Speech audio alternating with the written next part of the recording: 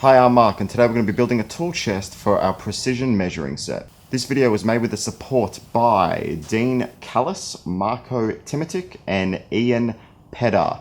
Thank you very much for your kind donations. That's your hard-earned money, and it's gone to good use and for future projects as well. If you want to learn more about the measuring set that was used in this video, you can check out the link in the description.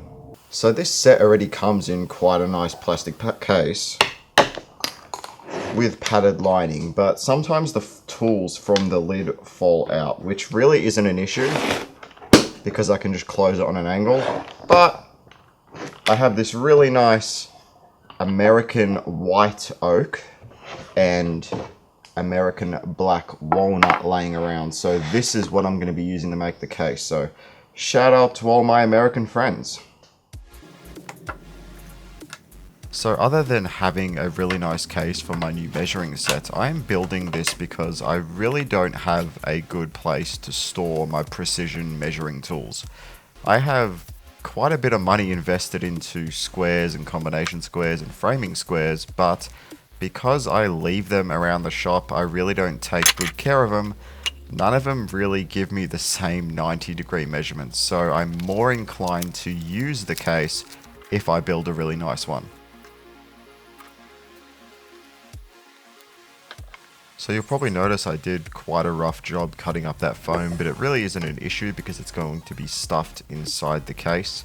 Here I'm using the tools from the measuring set to align everything up, and I'm really impressed with that combination square. It actually has micro adjustments into 0.5 of a millimeter, so I'm sure most of you guys out there used Imperial, but I think it's a really cool feature.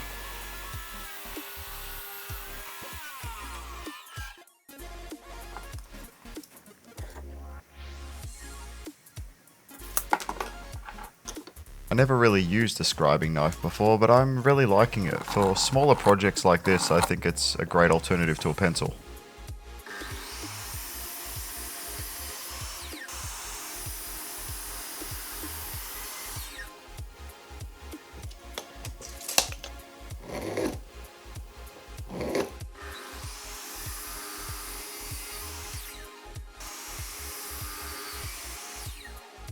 And I really love the look of end grain walnut. And it's certainly a good idea to sand the inside of the box now, or else it's going to be really hard once it's assembled. When it comes to cutting perspex, it's really easy with any woodworking power tool, providing you have a high tooth blade. But you really just have to take your time. You can cause quite a lot of chip out on this stuff and it can fly up all over the place, so if you cut really slow, you'll have a beautiful clean cut.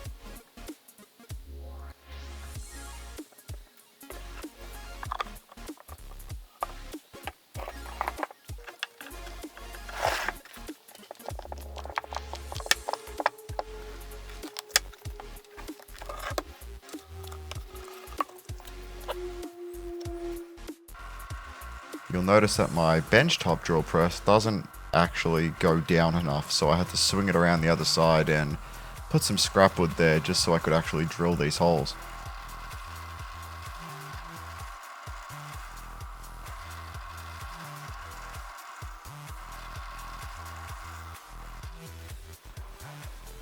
Three oak dowels on each side into the black walnut will give it some really nice contrast and add some extra strength.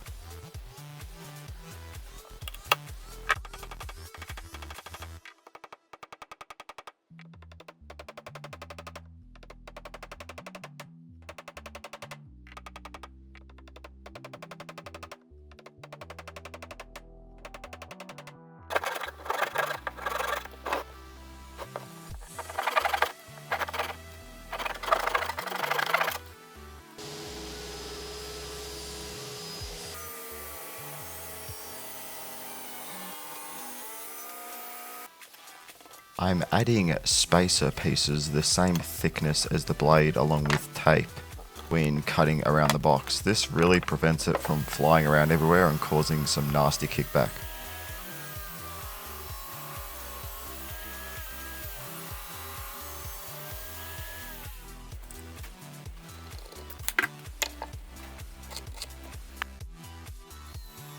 So this hinge lock that I'm using is ridiculously oversized and it probably looks a little stupid, but that's all I could find at the hardware store at the time.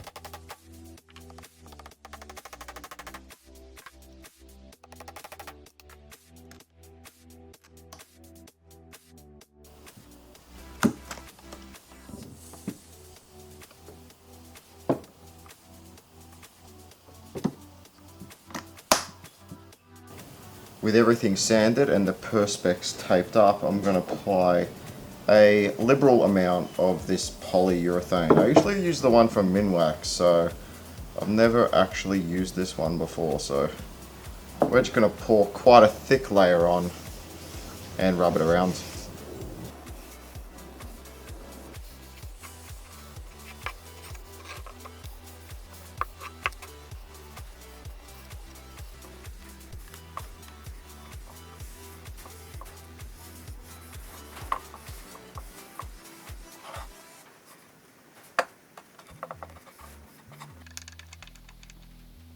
After everything dried, I could do a final assembly and load up the new chest with tools.